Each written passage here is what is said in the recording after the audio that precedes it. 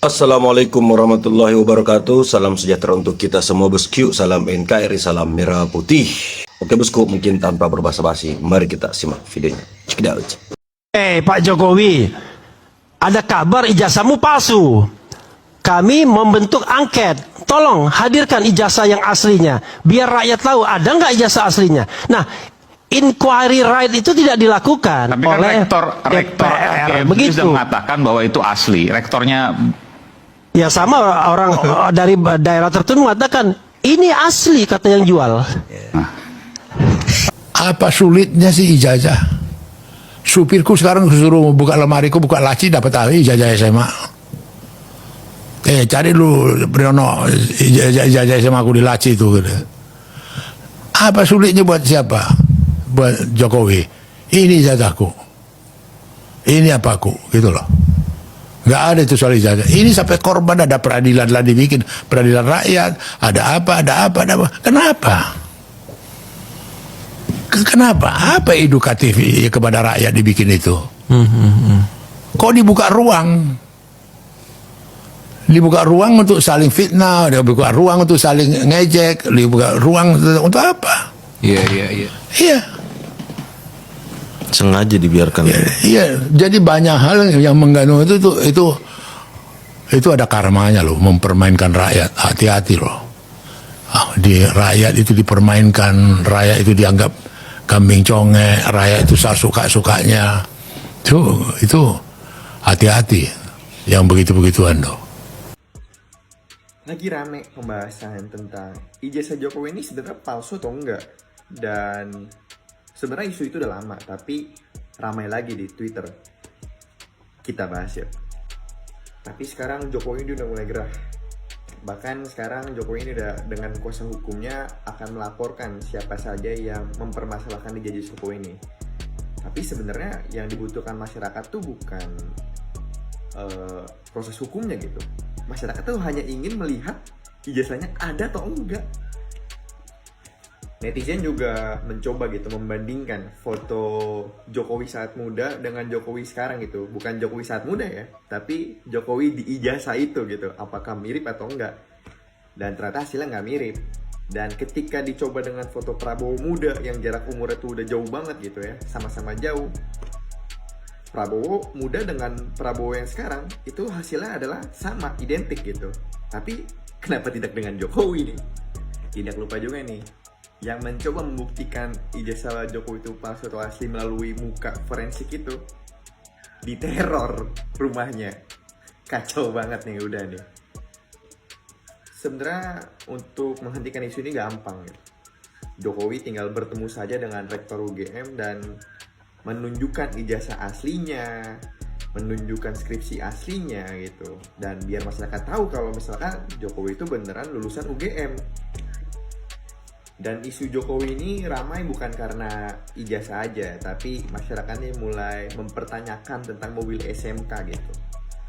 Banyak yang sudah kesal gitu dengan kebohongan-kebohongan Jokowi yang terutama mobil SMK yang katanya akan diperjualbelikan, tapi sampai sekarang nggak ada. Ya kita lihat ke depannya nih, gimana dan apa tanggapan dari Jokowi. Ya kalau kalian suka, like dan juga follow. Dadah. Kalau sebelum-sebelumnya sejak 2 tahun yang lalu isu soal ijazah ini kita tangani dalam satu perspektif. Ini beliau sebagai pejabat publik di mana masyarakat boleh saja mengkritisi. Tapi yang perlu diingat hari ini adalah Pak Jokowi sudah menjadi warga negara biasa, di mana setiap warga negara dalam hak asasinya memiliki privacy. Ini yang perlu juga dicermati oleh semua pihak, bahwa beliau sudah masuk dalam kehidupan pribadi sebagai warga negara, ada perlindungan privasi, sehingga kita harapkan tuduhan-tuduhan yang tidak kontekstual mungkin untuk tidak dilanjutkan. Itu yang pertama. Lalu kedua, ada kelompok masyarakat yang bersurat atau menyatakan di sosial media akan berkunjung ke Pak Jokowi dalam waktu dekat, ingin bersilaturahmi termasuk membahas soal ijazah. Dalam kesempatan ini kami sampaikan, kami adalah kuasa hukum sah yang sudah ditunjuk sejak 2 tahun yang lalu dalam penanganan soal ijazah. Sehingga kalau ada kelompok masyarakat yang ingin mempertanyakan atau mendiskusikan tentang ini, maka harus menemui kami. Jadi kalau memang ada kelompok masyarakat yang ingin bersilaturahmi atau membahas ini, kami siap untuk menemui tim kuasa hukum di Jakarta. Kami yakin melihat keramah tamahan Bapak Joko Widodo yang menerima sampai berbes-bes orang, pasti dia akan menerima TPWA dengan ramah dan tangan terbuka. Kita nggak butuh ketupat, yang kita butuhkan tolong Pak tunjukkan saja ijazah aslinya. Alumni UGM nih, Pak. Asli, kalau saya asli alumni UGM. Setuju, harus. Kalau gitu ini langsung aja nih, saya sambung aja nih Bang Rismon nih. Ya. Kalau ngaku-ngaku alumni UGM, ikut dong KKN-nya. Kan wajib Ikut dong, alumni Pak. UGM. Kuliah kerja nyata di Desa Kepil, Kecamatan Kepil, Kabupaten Wonosobo. Tinggal 1,5 sampai 2 bulan. Ya. Itu di rumahnya Pak Carik. Oh. Kalau dari arah Purworejo ke arah Wonosobo, maka rumah Pak Carik itu ada di sebelah kanan. Kantor Kecamatan Kecil Kepilnya sebelah kiri. Detil, Pak. Jadi Wah, kalau betul, jadi meyakinkan. Jadi kalau Pak. ada orang yang mengaku alumni UGM, maka dia harus bisa menyebutkan desa, kecamatan, dan kabupaten dia di mana melaksanakan KKN-nya. Karena menurut sejarah, ya nggak Pak Roy? Betul. Sejak tahun 1979, Ya. UGM KKN itu itu wajib. Persis. KKN.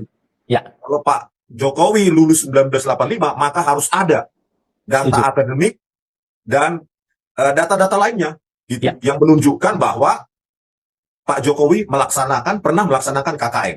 Gitu Pak. Karena tanpa KKN tidak mungkin seseorang mengakui bahwa dia telah menyelesaikan studi di UGM dan menyandang gelar sarjana, Pak. Begitu, Setuju. Pak. Saya tambahkan dikit nih keterangan Pak Bang Resmon ya. Jadi KKN itu memang awalnya sangat khas UGM. Karena UGM itu dulu kan sempat disebut Universitas Deso. Gitu. Bukan Universitas Dasmu, bukan. Universitas Deso. Ya gitu. Jadi universitas yang kerakyatan. Nah, untuk menjalankan tridharma perguruan tingginya, persis sekali tadi yang sampaikan Bang Resmon. Semenjak 79, itu ide awalnya adalah dari mantan rektor UGM yang sudah almarhum sekarang, Pak itu Kusnadi, Profesor Pak, ya? Kusnadi, Kusnadi, Haris ya, Mantri, Haris Mantri. yang wafat ketika ada tragedi pesawat jatuh Iya. di Garuda di Jogja waktu itu. Nah, jadi KKN itu salah satunya adalah bagaimana mahasiswa atau calon sarjana dari UGM itu kemudian mendharma baktikan kepada masyarakat. Sekarang pun masih ada gitu loh KKN itu, hanya memang sedikit berbeda dengan KKN dulu. Kalau dulu terpusat di Jawa, seperti Bang Resmon tadi menceritakan detail, ada di Wonosobo. Kemarin Dr. Tifa juga cerita ada di daerah mana kemarin, Karanganyar atau mana? Tempatnya. Terus barusan saya tulis juga sangat detail. Saya ada di Karanganyar, di desa namanya Mojoroto, kecamatannya Mojogedang, ya, bahkan foto-fotonya saya yakin Bang Rismon pasti juga ada. Kalau saya karena tukar potret dulu. Jadi banyak foto-fotonya gitu. Nanti mungkin bisa disampaikan. Jadi itu sahabat DN semuanya, nanti biar Mas Iksan bisa lebih nge-explore lagi. KKN sekali lagi itu wajib ya. Tapi kalau yang satu ini mungkin KKN yang lain ini Bang Rismon. Apa itu? Korupsi nepotisme mungkin dia, bukan KKN kuliah kerja nyata kali. Itu. Jadi sampai sejauh ini, di mana Jokowi ber-KKN, itu Ya. belum ada informasinya. KKN-nya di seluruh Indonesia dia. Korupsi nepotisme sesuai dengan peringkat dari OCCRP, malah levelnya internasional dia. Itu bangsa. Bang Rismon masih terus nih. Kan boleh dibilang Bang Rismon itu, ya saat-saat ini ya, itu yang paling getol, paling kritis, paling kenceng untuk mempertanyakan, menyaksikan keabsahan ijazahnya Jokowi. Ini nggak ada konsekuensinya nih. Kalau kayak teman-teman Tempo kan, ada konsekuensinya, ada teror endas babi gitu sama tikus. Kalau Bang Rismon, apa terornya tuh? Ya baru kemarin ini Pak yang kedua kali. Ya, Kedua saya kali. alami. Ya sebelumnya sebulan yang lalu itu kaca mobil dipecah sebelah kiri. Nah kemarin itu kaca dibuat retak ya, memang sudah jalan dikit sudah langsung hancur. Aduh. Jadi sebelah kanan dan tengah, pintu tengah gitu. Terus ban depan kanan dan ban belakang kanan itu disobek ya, disayat kayaknya pakai Cutter gitu ya? cutter, begini lebar gitu. Jadi nggak bisa dipakai lagi. Jadi ban serep harus diambil satu, akhirnya beli ban lagi yang nunggu lagi. Ya. Nunggu operator bengkelnya kan, jadi lama juga akhirnya saya menunggu, untungnya nggak hujan. Gitu Pak, Itu mobil dikerjai ketika di... kemarin ada pengacara mengatakan hanya dari medsos, salah. Ya, Saya datang Datang sendiri. Saya Ya. pegang skripsi itu Yes. dan saya foto. Itu datangnya ke Saya Fakultas lihat, Pak. Kehutanan, Bang Rismon. Iya, di perpustakaan Fakultas Kehutanan. Kebetulan ada Tembus, seorang bapak petugas di sana, baik, tanpa saya minta malah dikasih, Pak. jangan-jangan ada yang nuduh KKN ini. Masa KKN kolusi gitu Bang Rismon? Nggak, kali petugas jadi ini soalnya. Pak Roy dan Pak Ihsan, itu Ya. saya diawasi juga. Hanya Iya, sekitar 5 menit. pasti. Saya pegang. Dan itu harus cepat gitu, saya foto gitu. Makanya cuma beberapa halaman saja saya ambil gitu.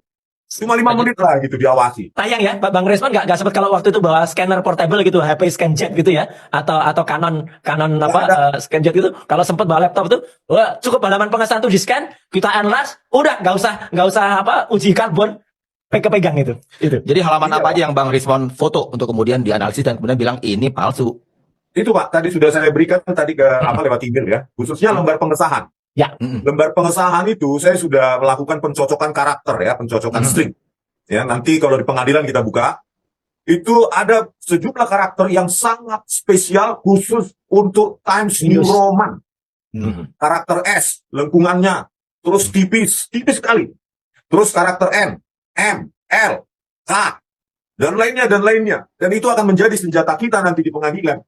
Kalau mereka mengatakan bahwa itu bukan produk dari Microsoft Word dengan teknologi cetak yang sudah sedikitnya inkjet.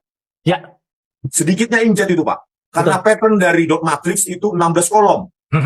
Titik-titiknya itu setiap karakter itu 16 kolom. Itu bisa kita deteksi Pak. Patternnya masih kelihatan. Nah makanya lembar pengesahan ini di samping tidak ditandatangani, di samping tidak ada tanggal, tidak ada lembar pengesahan untuk dosen penguji. Jadi secara administratif ini pun sudah kacau. Betul. Makanya saya berani bilang 11.000 triliun % palsu, Pak. Iya, jadi apa yang terjadi teknologi waktu itu seperti yang katakan Bang Resmon ini, kalau saya dulu waktu lulus waktu itu 91 itu pun itu 91 loh ya. Jadi artinya 6 tahun setelah Jokowi dikatakan lulus dalam tanda kutip tadi, ya. Itu pun teknologinya baru ada mesin laser jet itu 2 ya. Itu pun mahal sekali, itu harganya semobilnya Bang Resmon itu gitu loh, gitu. Harganya waktu itu. Jadi nggak mungkin kita bisa beli. Nggak mungkin ada masalah. Itu pun saya waktu itu bukan nyuri-nyuri, saya minta izin kepada atasan saya di toko komputer itu untuk nyetak halaman itu. Dan itu pun nyetaknya kalau nggak dengan Word, Bang Resmon, itu ada dulu WordStar yang memang dibuat khusus untuk laser jet, yaitu WordStar 6 gitu. Karena kan WordStar 5.5 itu. Tapi itu pun beda dengan Microsoft Word ya gitu hasilnya. Karena WordStar 6 itu scalable-nya ya, scalabiling font-nya itu beda. Jadi ini memang dari MS Word. Jadi MS Word yang ada memang Advanced yang tahun 92 itu adalah MS Word 3.1. Itu setelah Windows 2000 keluar Windows 31 gitu. Pak Roy, itu WordStar tahun berapa itu? WordStar 6 itu saya lulus. Itu nah, kalau 91. Sejarah lahirnya WordStar itu kan WordStar 4 itu yang paling banyak dipakai. WordStar 4 itu rilisnya 1987, Pak. Betul. Terus WordStar 3 1982. Setuju. Yang kemungkinan kalau dipakai berarti text processor atau word processor berarti Word Perfect WordStar 3. Persis. Dan dulu adalah dulu zaman kita itu belum populer WordStar. Rata-rata orang pakai WP, pakai Word Perfect atau pakai C Writer dulu. Yang banyak dipakai kalau kita banyak pakai Word Perfect, maka lain lagi. Rilis 1983, Word Perfect 4 1984. Berarti kemungkinan yang dipakai. Iya. Dan satu lagi Pak, misalnya argumentasinya, bukan pakai operating system DOS, IBM PC, misalnya pakai Macintosh. Itu ada MacWrite 4.5, itu 1985. Dan itu tidak ada font yang namanya Times New Roman di situ. Persis. Dan gini, ini pembicaraan waktu itu di Gajah Mada ini, Mas Iksan. Anak UGM tuh nggak populer pakai Macintosh.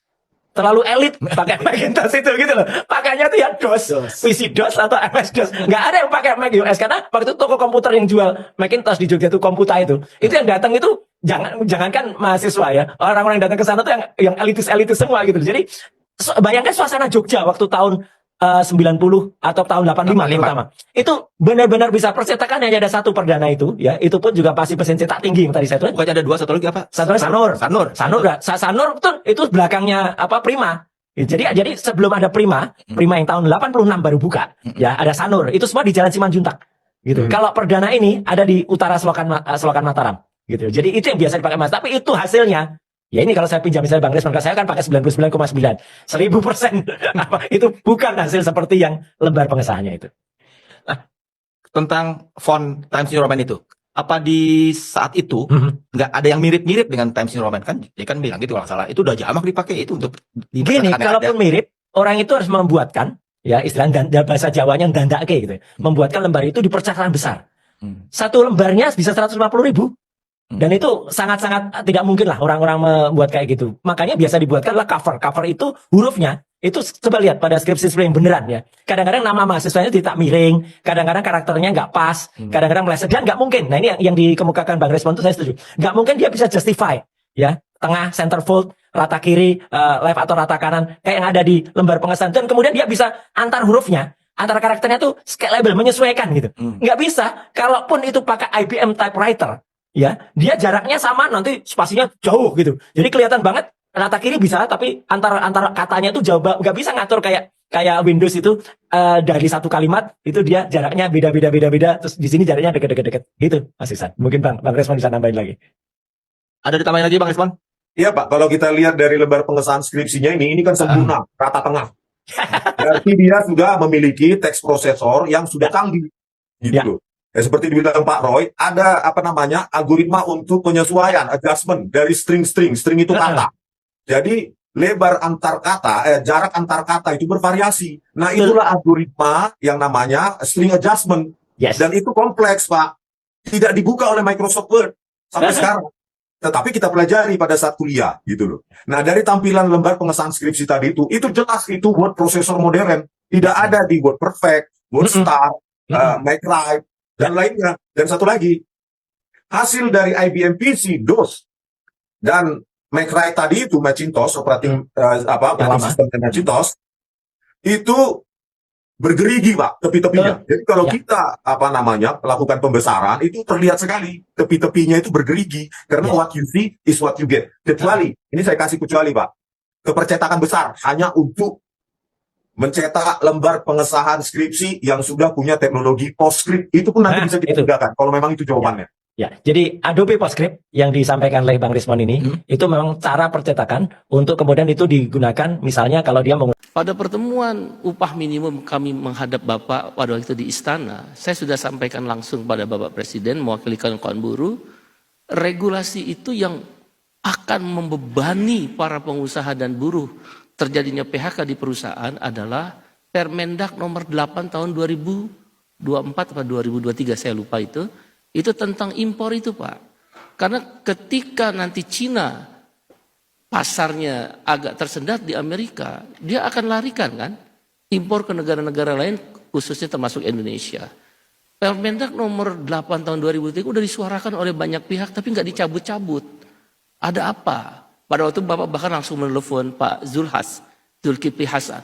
Sampai hari ini pun nggak dicabut Pak. Mohon kiranya mungkin menjadi bahan pertimbangan dicabut segera supaya bisa menurunkan tekanan terhadap persoalan tarif ini. Masalah buruh. Terima kasih Pak Iqbal, saya kira saran Anda itu sangat baik. Sekarang saya minta ya, Permendak nomor 8 masalahnya apa? Segera lapor ke saya ya. Habis ini. Kalau itu tidak menguntungkan kita secara bangsa, ya sudah cabut aja deh ya. Di sini ada Menseknek ada di sini. Menseknek coba segera ya. Presiden Prabowo marah ke rakyat beras mahal. Kan masih ada ubi, sagu, gandum untuk dikonsumsi. Jangan musingin pemerintah deh. Laman beritanya 5 April 2025. Ki Pak, tak kasih tahu. Nggonaku ngene iki jenenge telo. Telo ya Pak ya, telo. Sejenis ubi-ubian juga. Ki, tak kasih tahu Pak. Iki gandum Pak. Gandum iki ning nggonaku iki jenenge gandum. Gandum iki Pak. Gur dinggo goreng tempe iki. Telo iki lho. Gur dinggo cemilan wae ora sida tak rebus, ora sida tak godhog. Kuwi gur nggo sautan, Pak. Ora payu ning kene, ning Klaten. Sekere-kerenya rakyat Anda di kota Klaten ora mlaku, Pak. Gandum karo telo iki mau dinggo konsumsi bahan makanan itu ora mlaku. Tetep mangane do beras Pak sebagai bahan makanan pokok. Dan alhamdulillah kita semiskin-miskinnya rakyat masih bisa itu beli beras. Jadi jangan Anda marah ke rakyat. Tapi bagaimana kinerja Anda selama 6 bulan ini menjabat menjadi presiden? Bisa nggak memerintahkan menteri dan wakil menteri Anda serta staf-staf khusus kepresidenan untuk mengendalikan harga beras dan pasar? Lah kok marah? Presiden kok nesu karo rakyat? Anda itu sebagai presiden punya janji sama rakyat. Janjinya mau gratis listrik, gratis pendidikan, gratis kesehatan, gratis makan siang, Makan siang loh sekarang hilang dalane, sido dilanjut apa ora? Baru urusan beras mahal aja kok marah sama rakyat, suruh makan gandum, suruh makan ubi. Ora sudi no Pak. Saya sebagai rakyat bukan sombong, ora sudi Pak mangan ubi karo gandum. Gandum kan aku sepele Pak. Buat goreng tempe tok. Itu aja kalau mau, lauk tempe. Kalau nggak mau kita masih bisa makan ayam, masih bisa makan lauk, telur, masih bisa makan lauk, daging, rendang. Karena apa? Nasi padang di tempat saya itu cuma 10.000 Pak. Sekere-kerenya rakyat Anda masih bisa makan nasi. Ya, jangan marah sama rakyat, itu kritikan. Bagaimana kinerja Anda 6 bulan ini? Yang kata pemuja Anda selama lebaran dan pasca lebaran harga pasar stabil. Lah kok presidennya marah harga pasar beras di pasaran melonjak tinggi? Mana yang benar, pemuja Anda atau Anda? Malulah punya buzzer kok tolol. Namanya pejabat ya, gue sangat sedih ya. Indonesia ini makin banyak aja pejabat asal jeplak. Kemarin ada menteri, lu level menteri ngomong apa? Nggak apa-apa preman minta THR, itu sudah budaya di Indonesia. Setan lu. Lu bikin hancur Indonesia lu. Pernyataan lu nggak sadar lu itu menteri. Pernyataan lu dilihat oleh JP Morgan. Pernyataan lu dilihat sama Singapura. Bacotan lu yang nggak pakai otak itu dilihat sama investor dalam dan luar negeri. Level menteri ngomong seperti itu kan bodoh. Niat lu apa? Hancurin Indonesia niat lu itu. Belum lagi apa pejabat lain. Gak habis-habisnya negara kita diserang sama negara lain. Enggak. Sama pejabat sendiri. Dalam pengelolaan suatu negara kita waspada.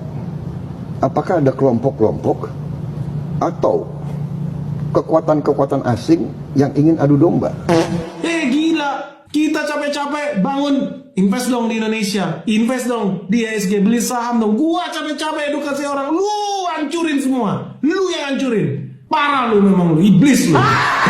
Ada wakil menteri bilang kemarin apa? Orang Indonesia hilang harapan, kabur aja dulu, kerja di luar negeri. Apa yang dia bilang? Pergi lu jangan balik lagi. Goblok, tolol memang lu punya mulut nggak dipakai lu.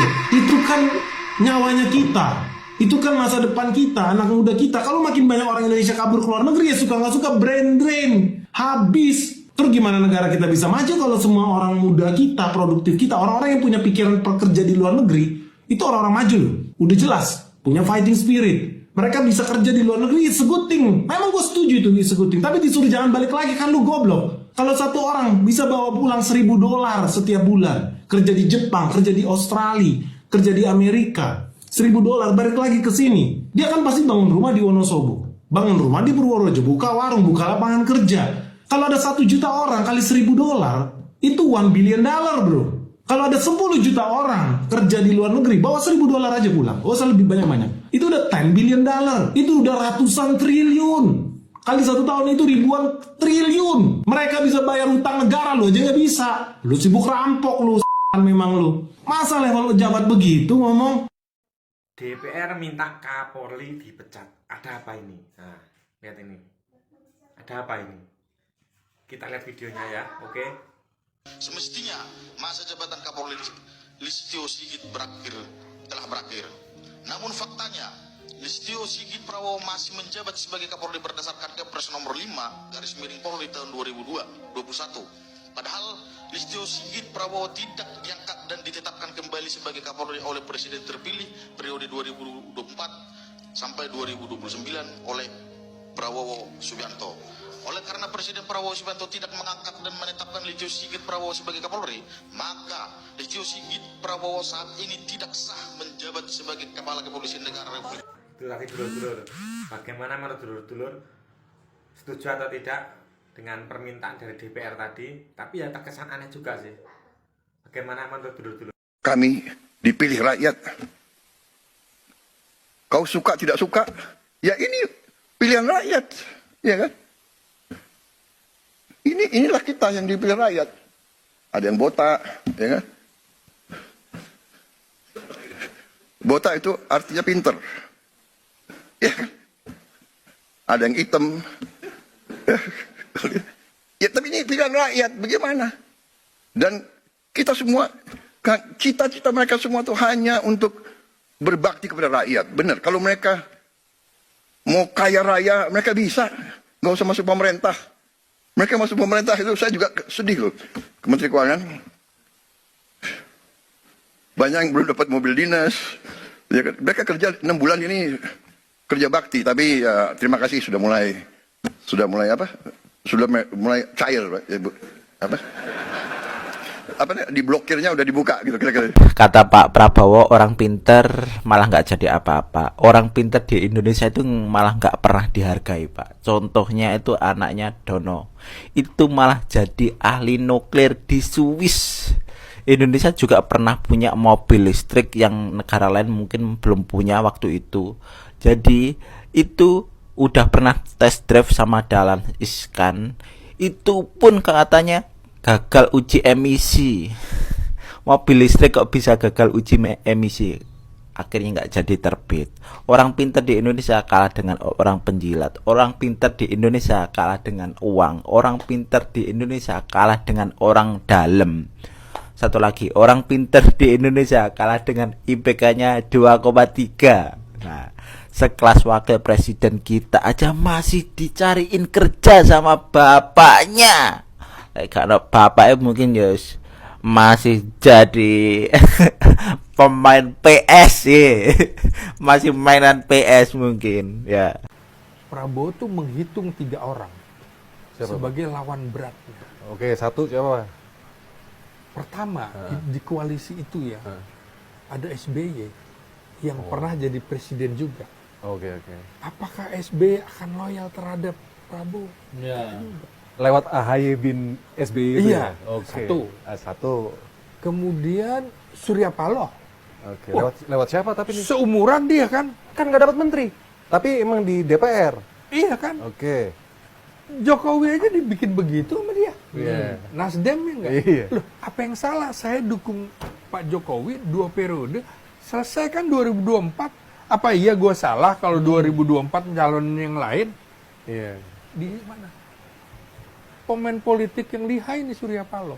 2. Yang ketiga Megawati. Loh, kan Ibu Mega kan nggak ada di situ. Kan hubungannya, ya politik, makanya saya bilang tadi, koalisi permanen.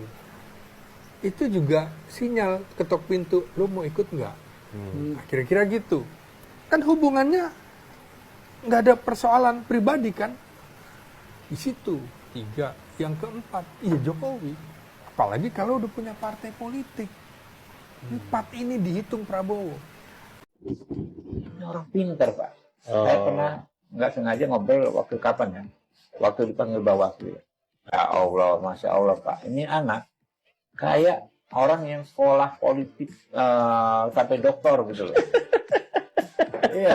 Ini people power-nya tertib kok, tertib dan kondusif dan sepi juga. Emang ada people power tertib dan kondusif? Nah, ya people-nya cuma segitu, Mbak. Cuma sedikit. Gibran ini ya kan ya anak internasional gitu loh. Ya kan pergaulannya level dunia gitu kan, ini pengetahuan level dunia. Ong lang loi. Meleng nang nang. Nắp khoai. Meleng nang nang. Nắp khoai. Thế là nào pula la khắp.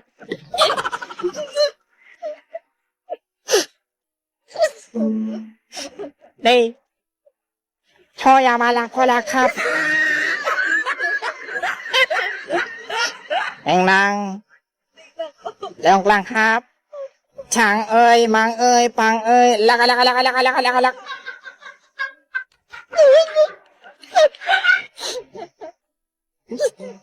Udah, Bang. Bang. Udah, Bang. Aduh. Nangis sih. Kaki injek. Oke bosku, gimana nih tanggapan kalian? Silakan cantumkan di kolom komentar. Sampai jumpa di video selanjutnya. Assalamualaikum warahmatullahi wabarakatuh.